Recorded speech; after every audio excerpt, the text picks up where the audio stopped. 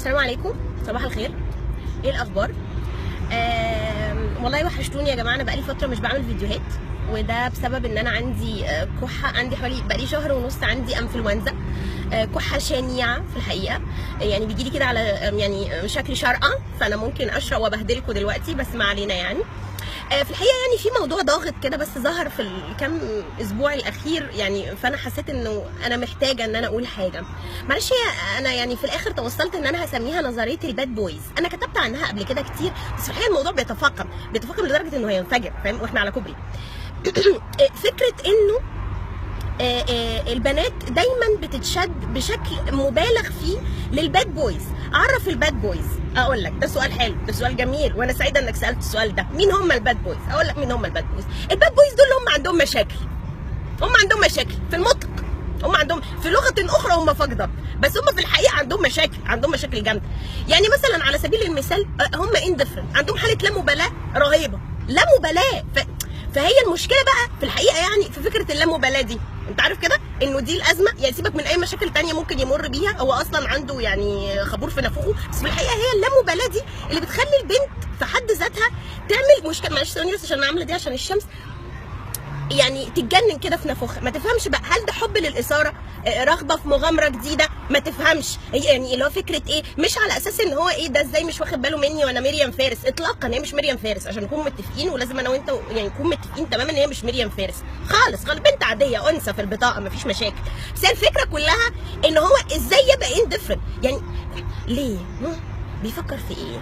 طب يا ترى هو لما قال لي كذا كان قصده كذا، ولا لما قال لي كذا كان قصده كذا؟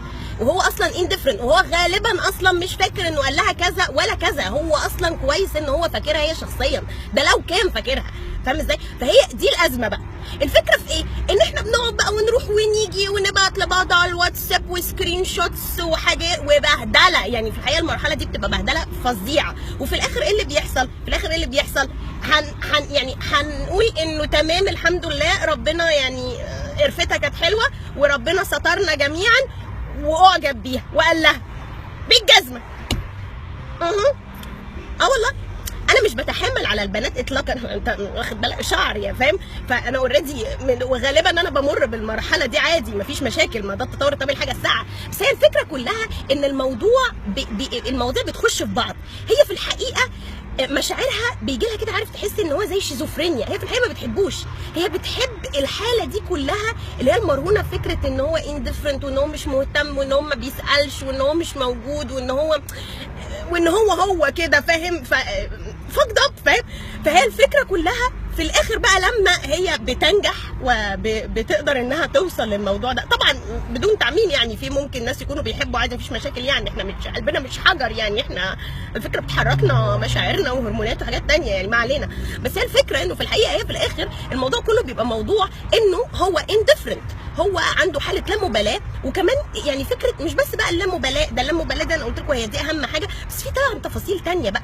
في عندك بقى الدراما كوينز دول فظاع، اللي هو يعني عندهم مشاكل باستمرار، دايما عنده مشكله، دايما عنده دايما حاجه حاصله، في دايما حاجه حاصله. يعني ما تفهمش طب ايه، يعني بتريح طب جمعه وسبت، بتاخد الثلاث اجازه زي الاستاذ محمود حميده، يعني بتعمل ايه بالظبط في حياتك؟ مش كده برضه. فكل الاثاره دي والهاله دي اللي حواليه غالبا هي اللي بتخلي البنت تنجذب ليه، ونقعد بقى يعني فاهم، نعمل بقى فيديوهات مهببه زي الفيديوهات دي والكلام ده وكده، ويطلع على نافوخ انا في قعدات اقعد ابرر لها انه هي ما بتحبوش خالص، وانه ده حب للاثاره او رغبه في مغامره جديده من مغامرات ماونتن ديو. هذا اعلان غير مدفوع الاجر. فالموضوع كله مش فكره في الاخر الموضوع كله يعني هو حب للاثاره، يعني فعليا بغض النظر انت على كوبري سكه سفر، فاهم؟ فلازم يبقى معاك اشيائك. فهي الفكره كلها انه في الاخر نظريه الباد بويز دي نظريه في الحقيقه ببلع، نظريه ممكن تقتل يعني فعليا يعني الانثى بشكل عام حقيقي والله، لان احنا بيجي لنا تصلب في الشرايين بسبب الشخصيات دي. فانا حبيت ان انا يعني طبعا بمشاركه كل الناس اللي معايا على الكوبري لان كلهم بيتفرجوا، انه ان انا اقول لكم الفكره دي ونحاول ان احنا نحلها مع بعض، على امل انه امل وسناء وسوسن ورحاب ومنى ودينا ورشا وغيداء كلنا ننبسط في الاخر، لانه احنا في الاخر بنلبس في الباد بويز دول اللي هم بيطلعوا دين اللي جابونا. سوري طبعا في اللفظ، بس الحمد لله يعني وحشتوني والله، وجود لك وهابي نيو يير، ويلا انا شكلي هبات هنا فاعمل لكم فيديو تاني كمان شويه مفيش مشاكل.